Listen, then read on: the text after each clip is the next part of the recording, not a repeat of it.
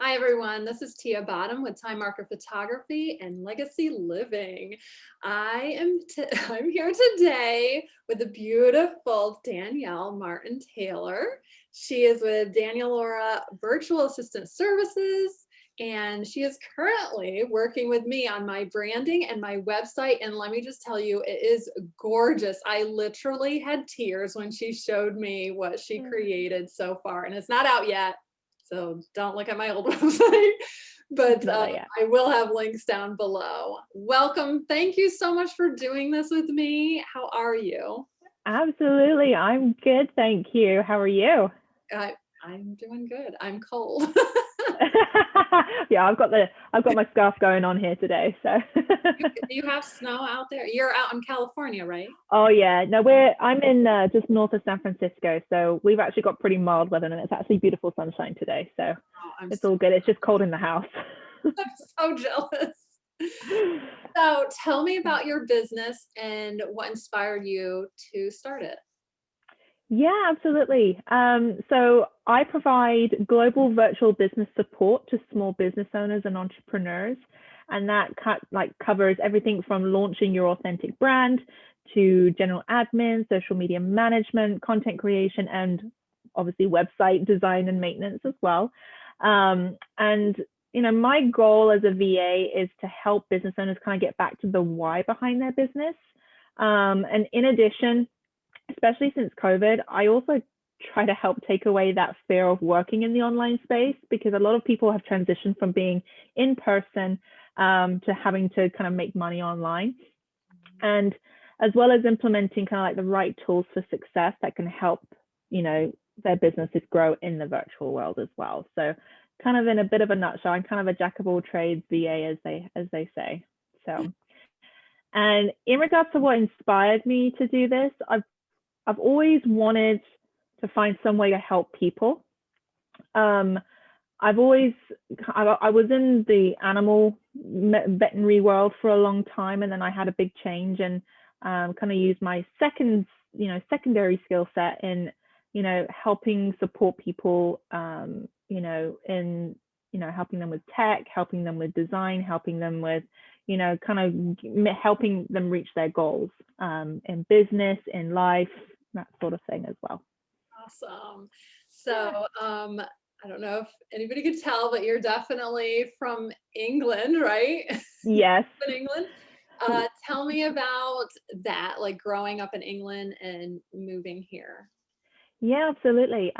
So originally I'm from Surrey in England. It's just about half an hour outside of central London, quite near Heathrow Airport, actually. And growing up in the UK is very different to growing up here. I always actually dreamed about going to high school here in the US because it looks way more fun and you don't have to wear uniform, and it just kind of felt, it kind of looked like you could do whatever you liked over here. And the school day was a lot shorter here than it was in the UK. So I was always very jealous of that. But my mum and dad both used to work for the airlines, and we used to travel quite a bit with them working for the airlines. So we used to come to the US quite a lot, and my dad actually used to work out of San Francisco when I was a lot younger. So the transition from the UK to the US was actually quite easy. But the first time I came out here by myself was actually when I took a year out from finishing what you guys would call high school, and then going to university. I actually took a year out to kind of really decide what I wanted to do with my life. And I came out here to the US to actually work with horses, when I was kind of figuring out if I wanted to be a veterinarian or not way back when. But in between doing all of that, it was, finding contract work, doing, business support service stuff. So it was creating content, it was setting up systems, customer relationship, all that kind of stuff, customer service. So I had all of those skills in my back pocket as well. And even working in the veterinary field, there is a lot of customer service and taking care of, the pet's parents and, patients and everything else like that. So I actually came out here and did the horse training, learning Western, that sort of thing. And then I did that every summer. And then I got a job at a dude ranch up in Northern California. And I was there for 7 years during the summertime while I was finishing out my bachelor's and my master's degree. And then it kind of some kind of life stuff happened, and I decided that I want a bit of a change. It's like, what else could I do? What could I do working from home? Because I kind of wanted some more freedom, as I'm sure a lot of people watching this will actually be like, oh, I want that freedom to be able to work my own hours and all that kind of stuff, and be able to make more money for yourself individually. So I kind of decided to kind of quit the veterinary field after 10 or so years, and kind of take my secondary set of skills in the business support space and take that into my business. But I moved out here to the US back in 2014, met a guy, got married, no longer with that guy now, but here, having that change kind of has made me realize that, having that freedom and being able to kind of work my own hours and still be able to support people was really super fun. So, and I'm really, really enjoying it. I get to meet lots of different people every day on this, and how they run their business and what help they need. So absolutely. Long story short. Well, I'm learning things about you, so it's very interesting. I love listening to you. And I especially love working with you, and you're like, Bob's your uncle. And I'm like, oh my God, it's like living my dream. So, the British sayings. I just adore you. I love working with you. Oh, thank you. Adore you too. Thank you. So, what do you love most about living in America? Is it the weather? I mean, you're that's a plus. I will say that's a plus. The drizzle, it's so nice to not have so much drizzle in my life in regards to the UK weather. But no, what I love here is, like, you definitely get the 4 seasons, and I love summer. I love snow and Christmas, and literally you can just drive to Tahoe and have full-on Christmas at Tahoe with snow and ski and everything. And I think the reason why I love the US is that, it's also the people too. Not that I don't like the UK people. I mean, they're my people, but you know what I mean? It's just like, it's a very different culture. And having that experience, with my parents, very fortunately being able to take me to different, places around the world, learn about different cultures, being adaptable to different cultures, I think is kind of helps support me in what I do. And and I love the American culture, because the American culture is actually very different in whatever areas you go to. So like, you go to the South, very different to here in California. And then you go to the Boston, New Yorkers over on that side of the country, they're very different. Absolutely. So yeah. And it's funny, we have the same thing in the UK. You have your absolutely posh British people in London when you speak the Queen's English. And then you go up north and you got the Scottish, and you have the Scottish accent, and then you got the Welsh, and then they're very different personalities. So it's, I think it's the same on both sides, but like, the reason I love the US is just there's so much to do here, so much opportunity here, and the people are just fantastic and always very welcoming too. Yeah, it's me. Yeah, exactly. What do you miss most about England? Oh, a good fish and chips. Oh, and a good Indian takeout. Oh yeah. I think it's like the food I do miss the most. Yeah. Because I always say to my mum, I was like, can you send me a care package, please? Because there's things that I can't buy here in the US that I like eat all the time when I go home. Right. To go visit. So one of the biggest ones is it's like a red onion chutney. I know this might sound really random, but it is just the best tasting on melted brie and a glass of red wine. OMG, it is amazing. So, I'm very much into my cheese, and I'm very much into food, as it were, on that piece of it. So I think I miss that most of all, but then I also do miss kind of like the London culture in regards to kind of like the West End, going to shows. I know San Francisco has its Broadway and LA has its Broadway, but it's really honestly not the same as like the London West End. And you walk down the street and you see theaters plastered everywhere, and all the different musicals and all that kind of stuff. That's one thing I do miss about the UK, is being able to just kind of hop on the train, go see a musical, and so it's very different. Have you been to New York City? when I was very young, and it's actually back on my to-do list, I actually went right before September 11th. It's actually that same year. I was there in July. Me too. Oh, really? August, yeah, Interesting. crazy. Oh, yeah. I was there July, August, and I got to see the Twin Towers and everything. And I haven't been back since. And it's actually a place I actually want to go through too for Christmas, and actually have like the feel of New York and Central Park at Christmas. That's Yeah, kind of like on my bucket list. Rockettes. I like the Rockettes and stuff for sure. Yeah, I definitely. absolutely. I grew up in New York and I haven't done that. Oh, really? Yeah.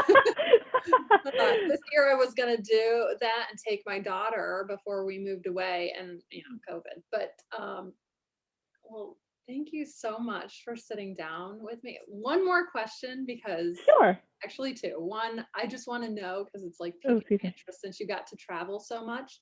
Mm-hmm. Where has been the most like wow place you've ever been? Like you went there and you were like, whoa. That is a really hard question. Yeah, I know. That is a really hard question. I can give you my top three. I can Okay. give you my top three. I I actually lived in Africa during my gap year. I actually went to Tanzania for a few months. I volunteered teaching English, and also I was um, a research diver for a few months out there.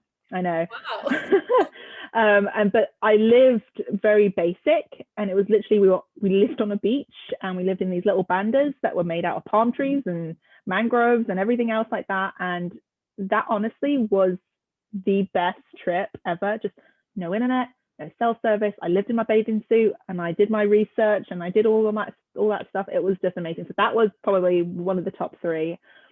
I do love Australia. I've been to Australia a couple of times, and we've done road trips kind of up the east coast of Australia. So like you got Sydney, Melbourne, Brisbane, going all the way up to Fraser Island and the Whitsundays, and that is honestly a very good road trip. I highly recommend doing that. And then I think my last one, I had a great time in Egypt. I went to Egypt when I was quite young. My sister was quite young as well, but she was studying the Egyptians in school at the time.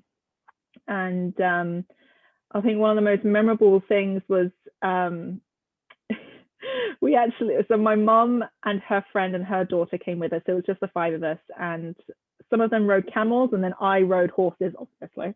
Her daughter and we rode horses, and the best thing ever was I was loping and galloping around the pyramids, doing like a figure of eight around them. That was like the most memorable thing ever. And just looking over at the Sphinx and all that good stuff. That was honestly a very good trip too. And very, very different culture as well. We had to cover up, be very respectful on that front, for the women and everything. But everybody was so nice, so welcoming, beautiful, beautiful artwork, beautiful, antiques, definitely one of my favorite trips. Like feeling the history of being there. Like, Absolutely. What an amazing life you've already had. I'm like dreaming with you. I'm like, oh my gosh, that would be amazing, right? I have to give full credit to my parents on that, because they always had the goal that, to travel and get us, very multicultural and all that good stuff too. Because I think they did it right, if I'm honest. They got married when my mother was 20. They didn't have me till she was 26. So those 6 years they worked and traveled during those 6 years. And the stories they could tell you from those trips are pretty awesome. They do make you laugh.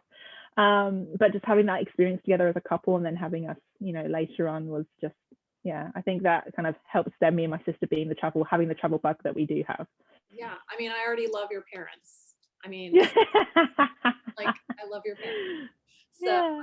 Thank you. That's the last personal one. Absolutely. And the next one and last one is, tell me what you have coming up, and anything you're working on, or anything like that. What do you have going on?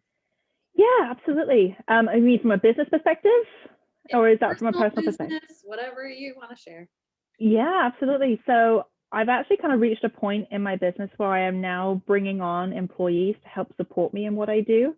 And I'm actually kind of working with new graduates.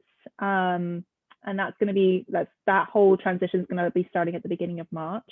So it's kind of helping, young women coming out of college or even high school that are looking to kind of help build those skill sets. I'm giving those opportunities to them more so than anybody else to kind of, because we're all virtual right now. So having that skill set very early on is really, really, it's going to help them and support them tremendously throughout, depending if we do go back to in-person work or if it stays virtual.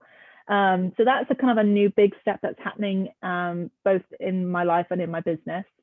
But otherwise than that, we're still being kind of in sort of a lockdown. There's not really much else going on, but one of the things I am coming out with is, and one of the things I'm finding more and more is supporting people on website copy. And I'm finding that a lot of men and women that have these websites are not utilizing that website copy to really kind of make those conversions into clients. So that's actually something I'm working on right now as a little freebie to kind of help, kind of like a kickstart guide on, producing the perfect copy for your business to help convert to clients or, customers, as it were. Awesome. I love that. Yeah. And Yeah. I'm so excited that you're going to do a live for us March 5th in the afternoon. Look for the event for the people in Absolutely. my Empowering Time Markers group. Can you tell me a little bit about what you're going to talk about then? Yeah, absolutely. So what I'm going to be talking about is kind of how to kind of start your business and build your business, first of all, with your authentic brand. So where you need to start with that, kind of the things you need to think about to how kind of then keep that consistency throughout the rest of your systems, like for example, your website, your social media, email copy, templates, all of that good stuff. So how to kind of start here to build the rest of your business. I'm so excited for that because you're brilliant. And I just thank you. all your links and my links are down below. Thank you so much for joining me today. And you are so welcome. I look forward to working with you more. Thank you. Absolutely. All righty. Thanks.